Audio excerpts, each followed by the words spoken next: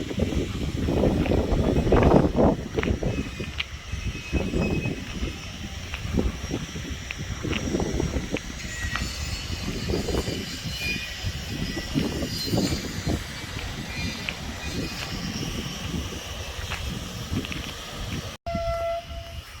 така, здравейте, приятели! Намираме се на Корея.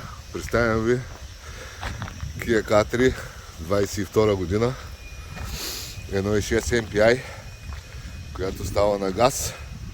Се слага газов инжекцион. Ето, колата е в вид, който е пристигнала.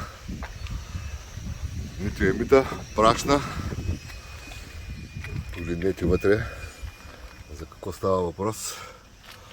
И погледнете на какви реални километри идва колата от Корея. Ето да видите. Екстрите са климатроник, подгряване, обдухване.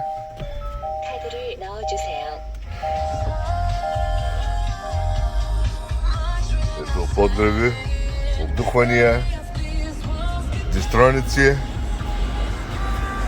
автопилоти, ел седалка.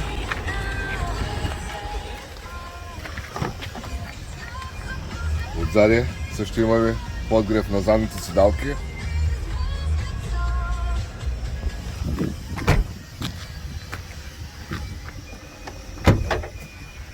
Ето и багажника. Ето и органайзера.